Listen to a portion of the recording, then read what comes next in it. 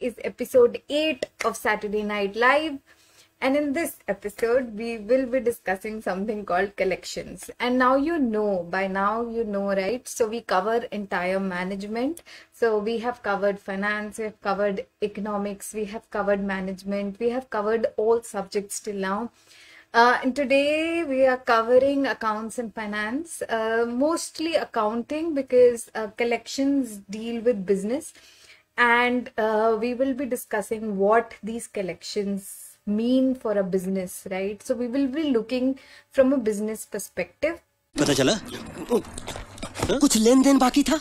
नहीं हाँ वो पिछले महीने का पगार लेने आया था और लेकर गया, इतना लेन देन तो हुआ है। दीपक, मैं कलेक्शन की बात कर रहा हूँ। मेले का पैसा, टिकट का पैसा, 10 दिन का गल्ला। नहीं, उसका हिसाब तो वो आज देने वाला था। क्या हुआ?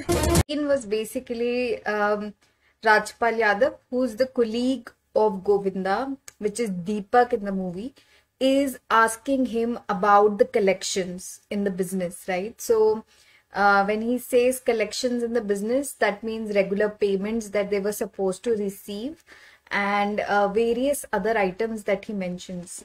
Okay, so now any business, when a business runs, there is a specific one part to it, that is collections and payments. Super important aspect of any kind of business that you run. Okay, especially let's say the transport business. So what do you assume the collections are in that kind of business?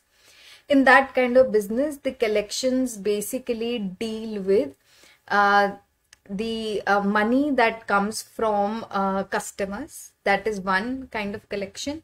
Another kind of collection could be that a supplier or a vendor has to make him who's the owner of a transport company. So that is another kind of collection. Now different businesses would have different kinds of collections.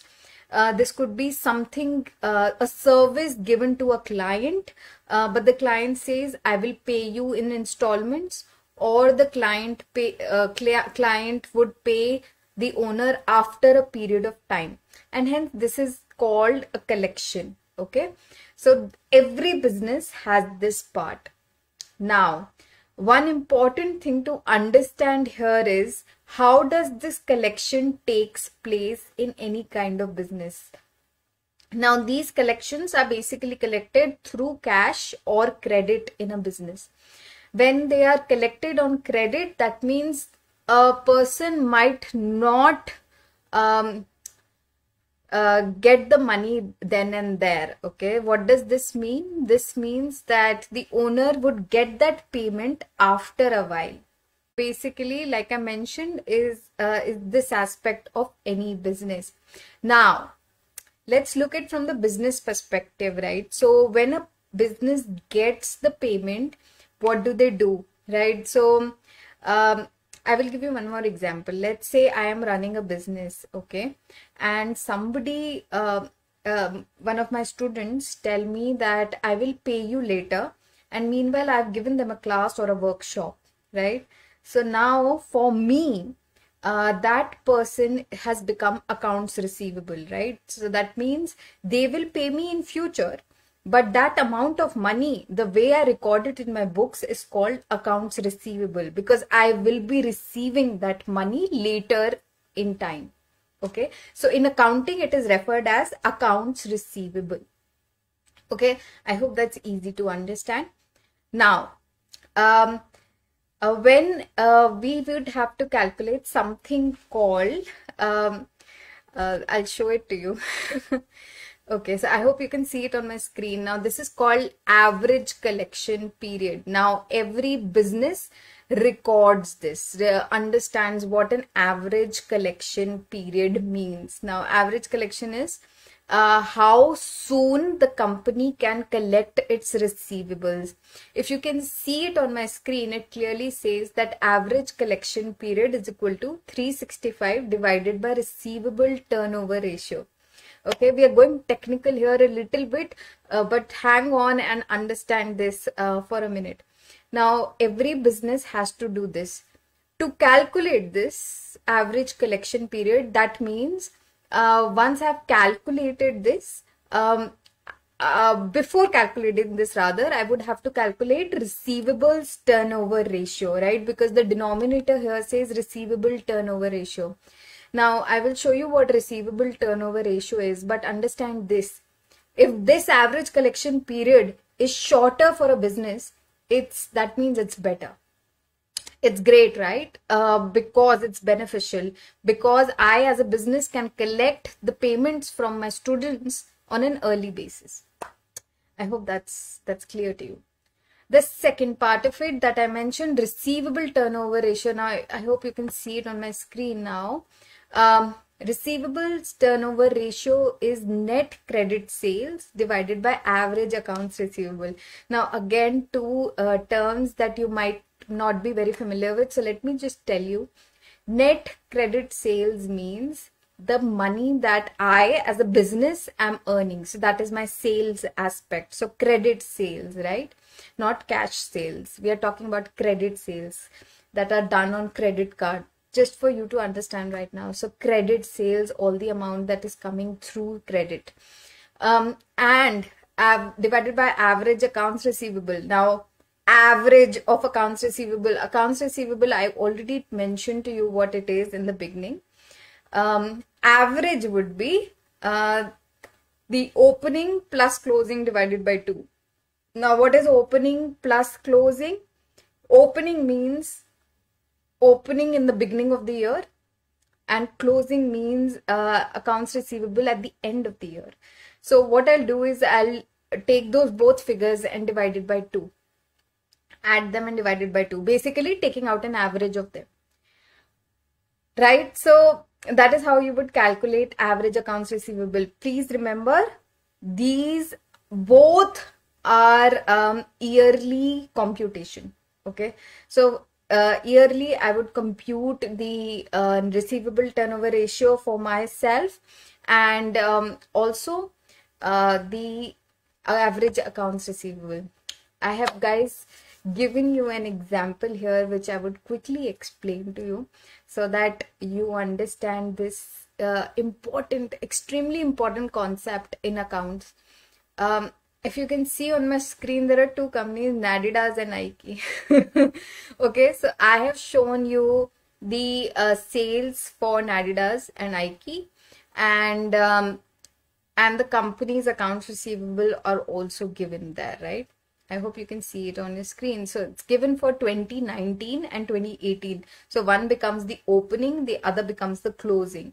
You take both of them and divide it by 2 because you want to get the average of the two. Okay, so, and then I would just take out their average, which comes out to be, if you can see on your screen, Nike has 26,56,800, while accounts receivable for Adidas is around 72,150. Okay, now they both get average accounts receivable turnover, as Adidas gets it as 5.95, while Nike gets it at 5.62, right? So what does this mean, right? That is important to understand because we are looking at the interpretation here. So 5.95 turnover for Adidas basically is indicating a turnover of almost 6.6 times, right? 5.95 is very close to 6.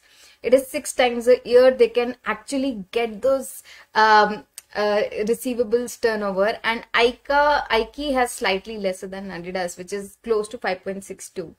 And from here you can calculate average collection period that we discussed, and Adidas gets it at 61.3 days and Nike gets it at 64.94 days. Now what does this mean, or what does this indicate? So basically indicating 61 days is approximately two months, right? So basically meaning that Adidas can collect its receivables in 2 months time, right? So this is how you interpret it. First, this is how you calculated the formulas that I showed you, and then second, that is how you interpret it. The shorter the time, the better it is. Right, guys. So I hope you've understood today's concept of collections. I have so much fun in creating these concepts every day. I do this almost every day, and I have so many concepts for so many subjects across. If you want to learn with me and if you like my content, subscribe to the channel. Also, write your queries, comments, suggestions in the comment section area. If you don't understand English or if you're having hard time connecting with me, please let me know in the comment section below again so that we can work something around that and we can have it in Hindi and English. Also, go to the YouTube channel, subscribe right now so that you don't miss any updates. There are a lot of more collaborations that are coming up very soon so that you can learn more and engage with me and have loads and loads of fun. Right, guys. Thank you so much, so very much to spend your time with me. I really appreciate that. I really appreciate you guys coming here.